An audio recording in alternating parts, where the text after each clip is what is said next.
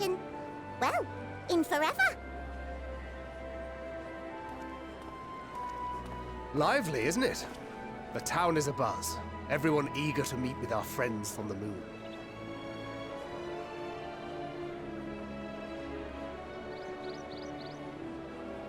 Twould behoove you to consult with Sleeping Way. As our moon's pilot, his advice should be most pertinent. I'm impressed.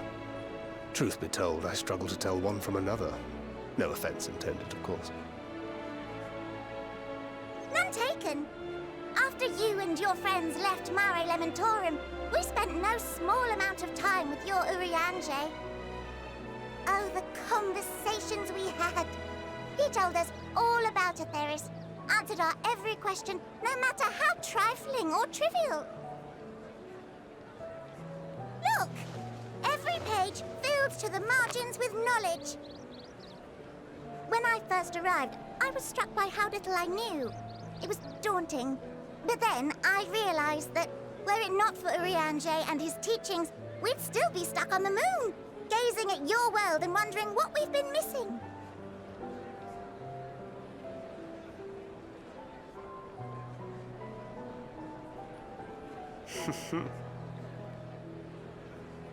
What would they think if they could see Urianger now? I dare say they'd be more than a bit surprised. And impressed, no doubt. Master Louisoix, Minfilia, Papalimo, and not to forget.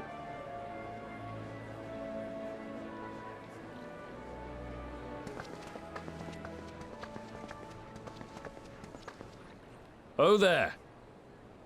Heard there was a visiting expert who we might bother with a few questions. I take it you'd be the one.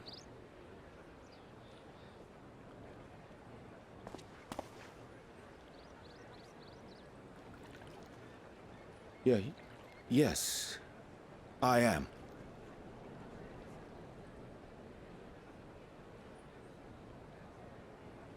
Wilson and Blovida, Sharlayan's foremost researchers in the field of teleportation magic, and Moonbreeder's parents.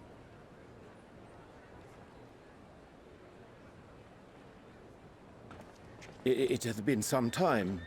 'Tis good to see you in good health. Likewise, old friend. Blovida and I were most honored to answer the call. Never expected this reunion, though, did we, dear?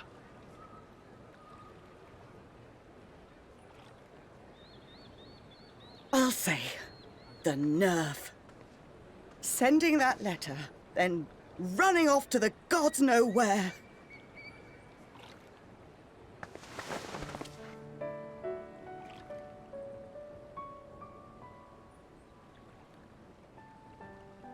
Do you have any idea how worried we were? I'm sorry. 'Twas remiss of me not to deliver the news in person. No, more than that. 'Twas I who... Our daughter was disillusioned after Master Louisoix left her behind. The day the Scions called upon her was the happiest I'd seen her in years. She made her every choice of her own free will. No one could have ever forced her to do otherwise. Don't blame yourself for her death. Celebrate her life. You know that's what she'd want. If there is one thing we resent you for, it was that we could not be there to mourn her with you. Reading the words you penned in that shaky hand, we must have cried as much for you as we did for her.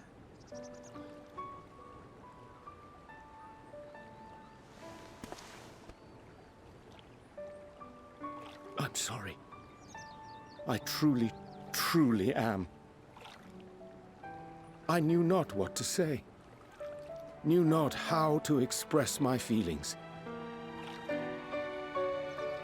The poems and platitudes of wiser men musings on sadness and loss, studied and memorized, and meaningless in the moment.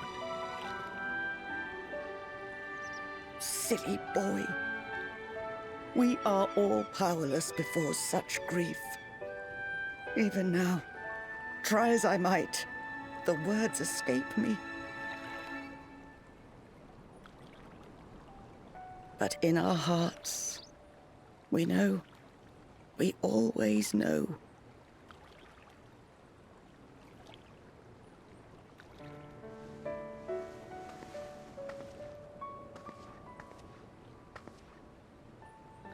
I remember when you were young, how the lads teased you for choosing the company of books over others.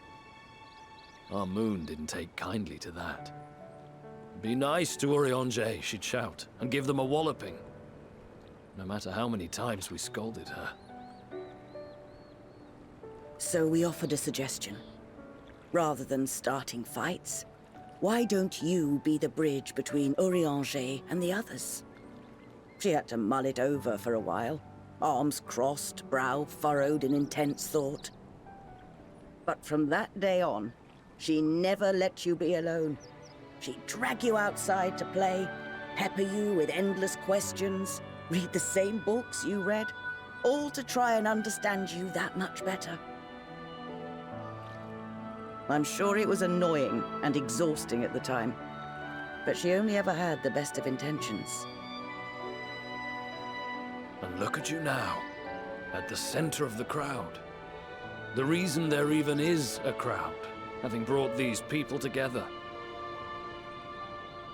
You've no idea how proud we are. To see the boy, our daughter, trusted and believed in more than anyone, grow into the man she always knew he could be. I can see her in you too. Feel her. She walks with you wheresoever you go. So thank you, Urianger, for being who you are.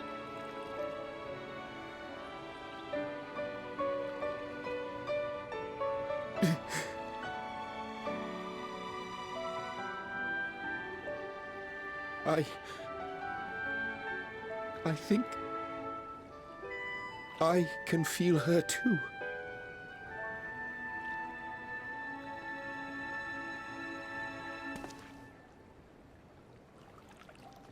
The truth of her life. Not sorrow, but hope and love.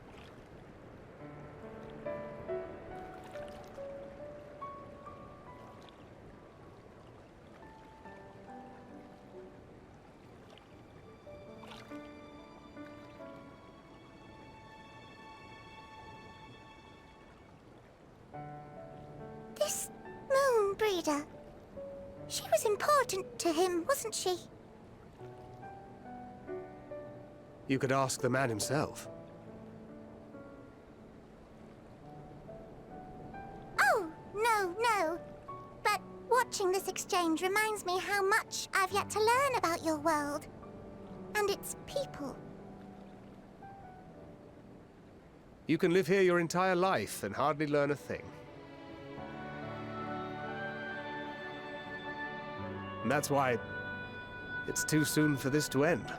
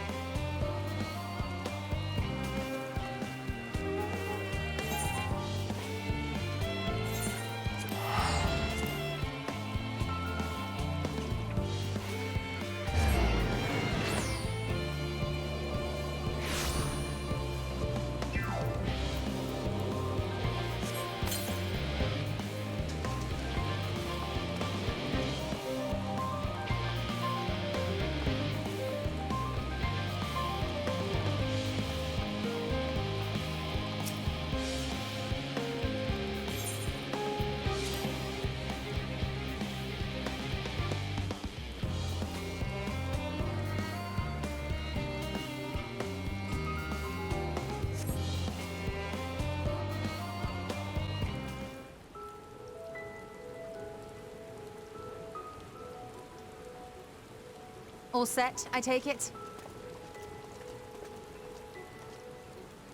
We finished what we could. Delivered supplies, tracked down escaped animals. Trivial tasks as they may be.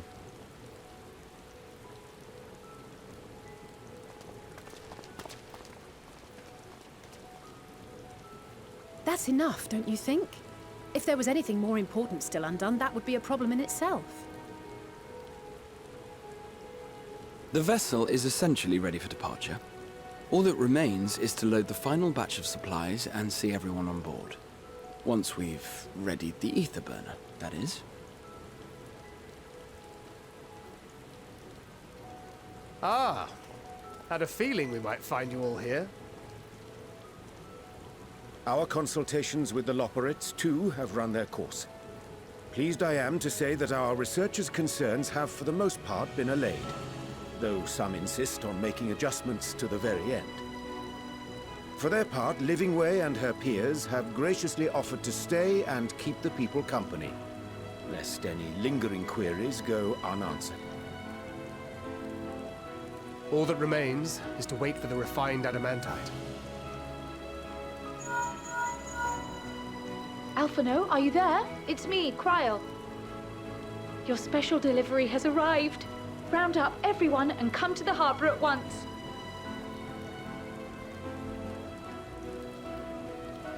Speak of the devil. Let us go at once.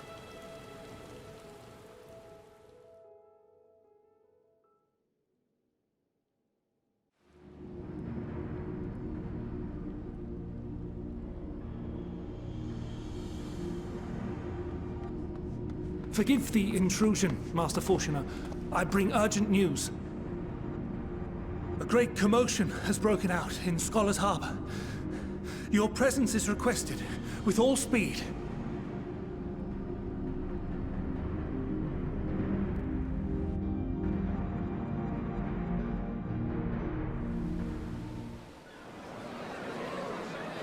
Now, where might this delivery be?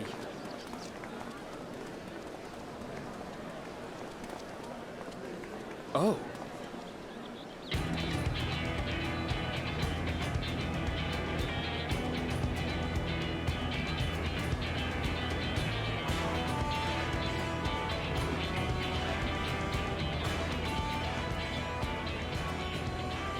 I'm sure it's very important, but we cannot accept these without the proper permits.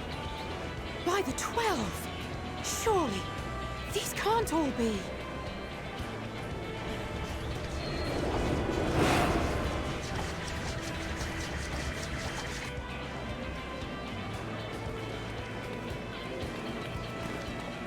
Bleeding hellfire!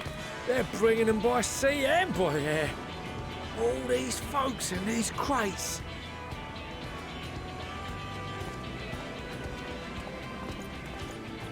And more on the way. Got your Adamantite right here. A bigger haul than any of these sorry bastards brought, and that's no lie.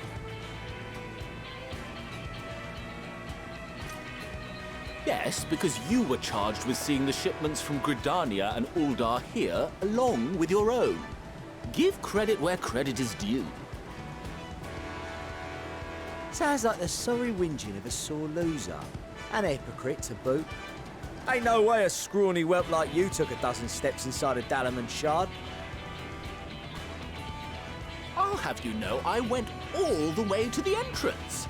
Furthermore, 'twas my contacts that enabled us to enlist the cooperation of the Sky Pirates.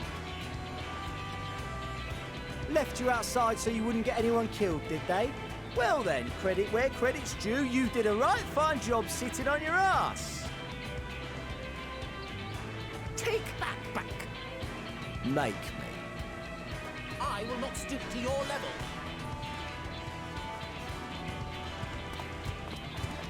My, what a grand welcome party. Hancock and Saraban. We come bearing relics both sacred and Allagan, as well as a few other gifts that may be of help, to be presented with best wishes from the Eastern Alliance. Our friends in Bosnia, for instance, have sent along a few artifacts for the brave allies of the Resistance. That's you. I myself have come with a sacred relic of Rayson Temple. 'Twas passing fortunate that Senri's dango craving brought us to Kugane. We arrived precisely as Hancock was making his arrangements. Upon learning of your need, we made haste back to Hell's Lid, with our dango, never fear, and consulted with the other auspices. All consented to the lending of Tenzin's legendary Phoenix Blade for this noble cause. Suzaku and Seiryu were nevertheless worried that it might be lost in transit, however, and insisted upon accompanying me to Onokoro, where I had intended to entrust it to our Confederate allies.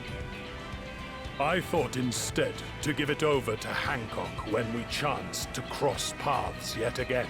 But alas, Seiryu remained ill at ease, and ordered me see the blade into your hands personally, or die trying. We did, of course, need quite the impressive vessel to get it all here in time.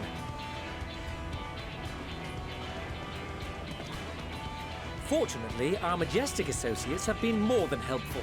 'Tis an honor to join the Warrior of Light on another adventure, they tell me.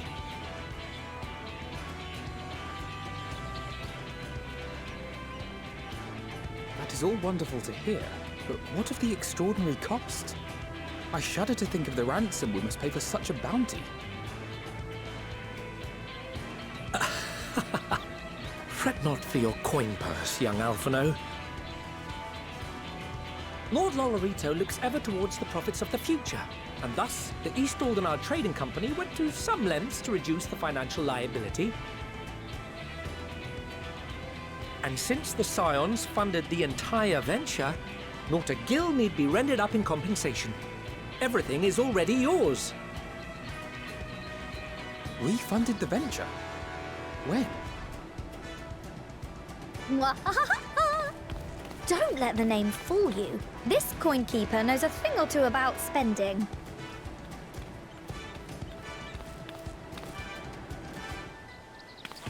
When it comes to capital investiture, a sprinkling of gil here and there will not do. You need enough savings to make waves when it really counts, which is why frugality is paramount. We also have the benefit of a generous patron. Generous being rather an understatement. She has supported us from the shadows since the very founding of the Scions. We even had coffers to fill. Mother! Amelians. I remain, of course, an entirely neutral party. I simply thought our family's coffers were needlessly full. We can hardly take them with us on your teeny-tiny toy boat, now can we? And 'twould be a shame to leave all that hard-earned wealth unspent.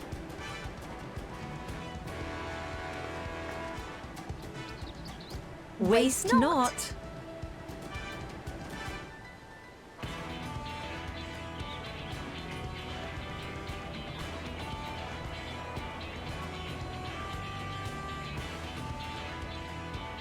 However did you manage so much in so short a time, though? We expected word to reach only a fraction of our allies.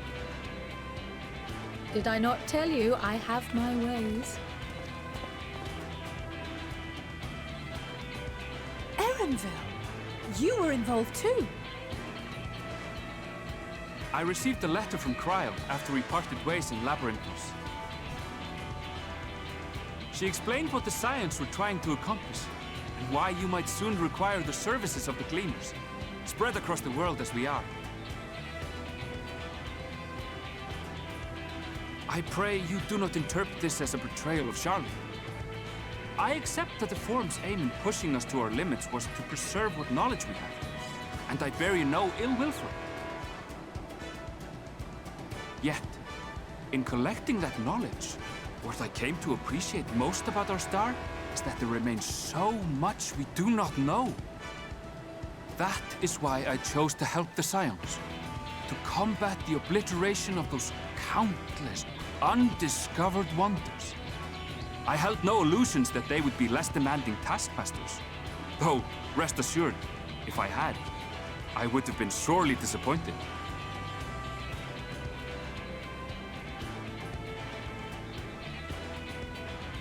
To make a long story short, the whole of the guildship cooperated to ensure your call was heard far and wide.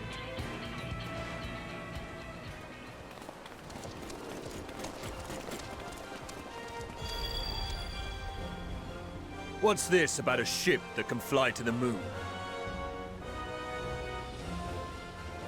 And why didn't you mention it sooner?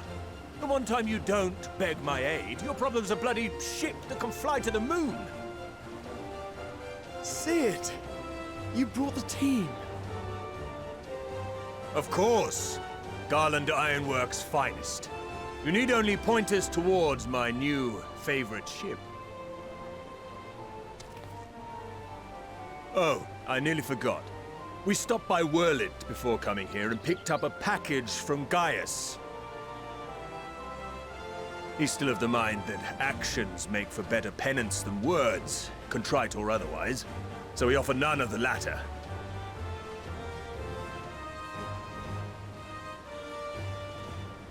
What he sent is an Allegan relic Valens used in his weapons experiments. Has a fair bit of refined Adamantite in it, too.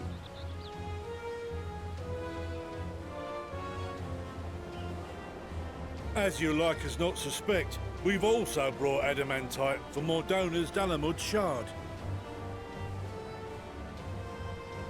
I admit to some consternation upon first receiving Kryl's message. So few Scions remain at the Rising Stones now. Far too few for such an expedition. However, the Gleaners were able to secure us reinforcements. Idleshire's treasure hunters, not least among them. I know. How the Gobbyflock fought.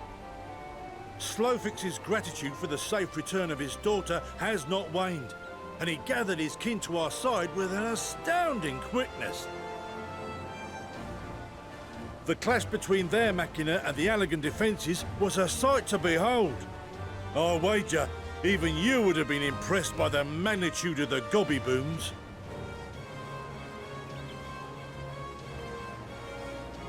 Fascinating as all this is, I fail to see how it explains your presence here.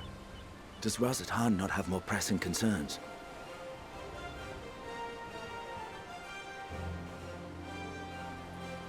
We do. Yet averting the final days would be the most expedient solution. That, and I am indebted to you.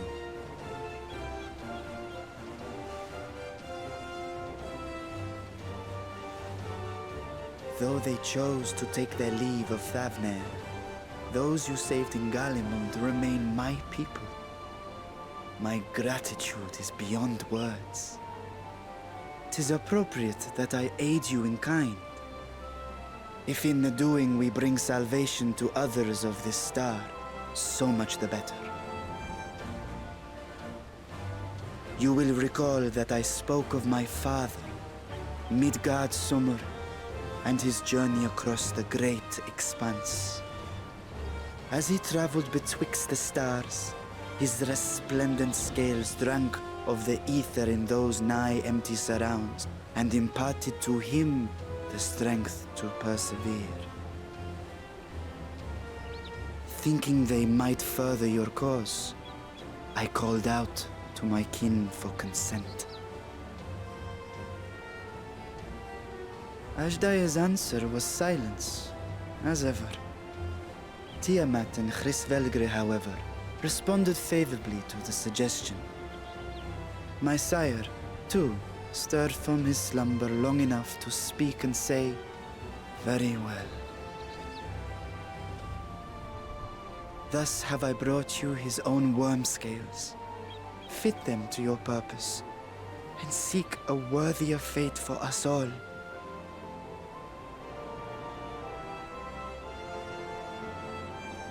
You'd be hard-pressed to find someone else so familiar with the unique properties of dragon scales.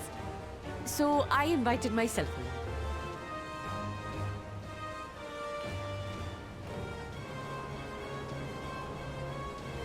Look at me, this is so unbelievable. I've gone right back round to believing it again. Forget a 6% gain in efficiency. With all these goodies, we could get 7, no, 10, no, 14 bleeding percent.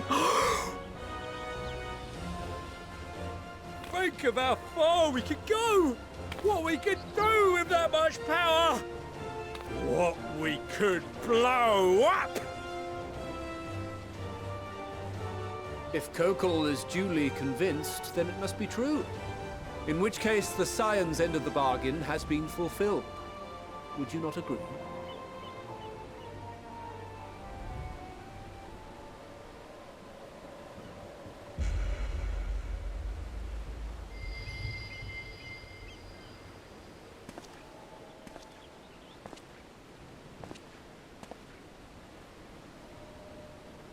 Yes, Father?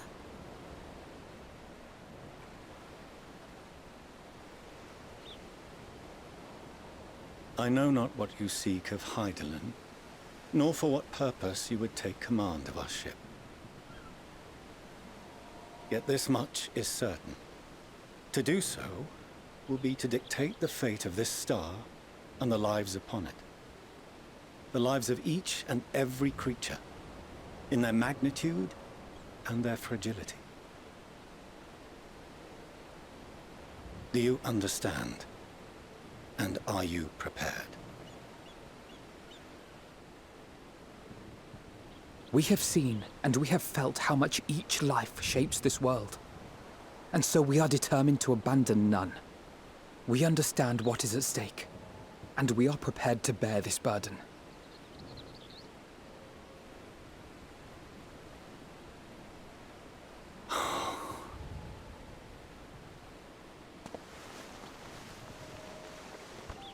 Then I will bear it with you. I beg you, share your struggles with me, as family.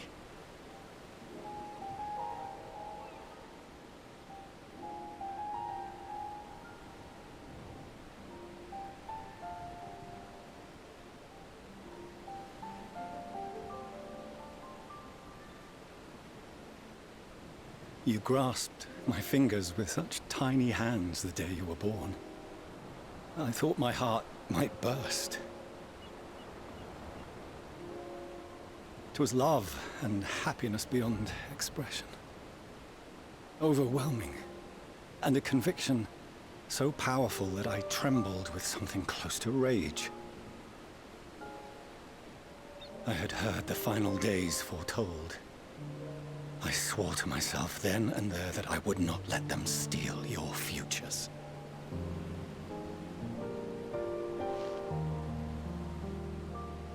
The great exodus would succeed, must succeed. No sacrifice or sin was worse than the alternative. If anything gave me pause, 'twas mine own father. The Archon Louisoix openly decried Sharlayan's policies, a perspective which I regarded with increasing disdain as I grew older. Yet even as part of me thought him a fool, perhaps I also hoped that he, of all people, would devise a brilliant means to save my children.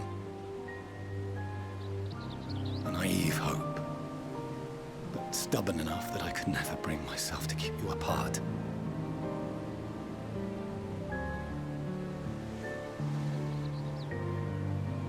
No, that was his doing, when he perished at Cartano. As we pulled that twisted slab of Dalamud from the sea, I remembered the warmth of your newborn touch. Chastened, I vowed never again to suffer any interference in my mission to protect you. No matter that you yourselves wished otherwise.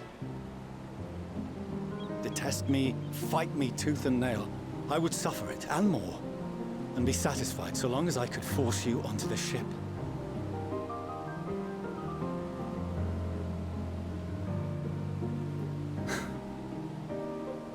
I was wrong. You two have grown so much stronger and so much wiser than I dared dream. You have earned the right to walk your own path, and already begun to do so. Good.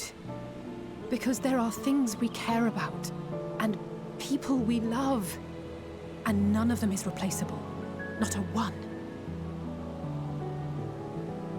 It cannot have been an easy journey for you to have come so far. We shall be glad to acquaint you with the finer details someday, once this danger has passed. All that we have seen and heard, that we have felt and learned in our travels.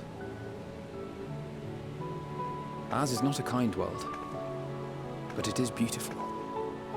Always. Oh no. Are you quite sure that's wise? After all, someone turns pale and flees the room when he sees so much as an envelope containing word of your adventures. Whatever will happen if he learns what you were really up to? Amelians.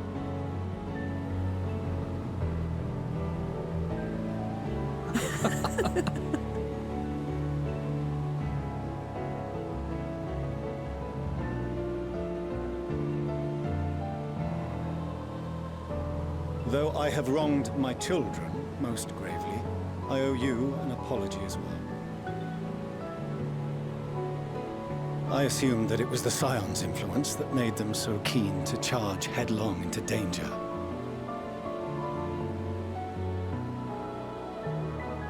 Yours, in particular. I see now that said influence instead brought them together with the many fine people gathered here today. In which case, I hope you continue to guide them.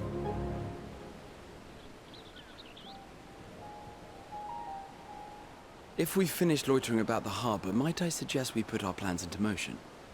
People are beginning to look confused. Perhaps you can spare a few words ere they resume the tedious lugging of cargo. You've no small number of friends and admirers here after all.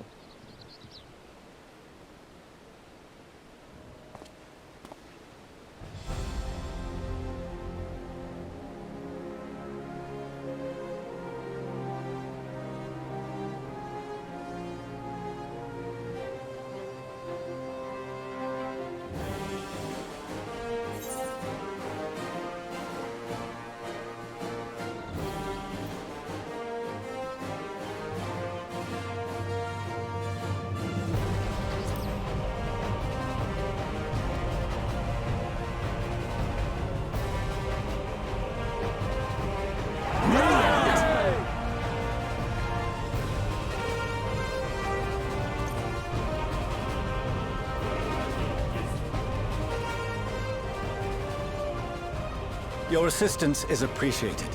Now, in an orderly fashion, if you please.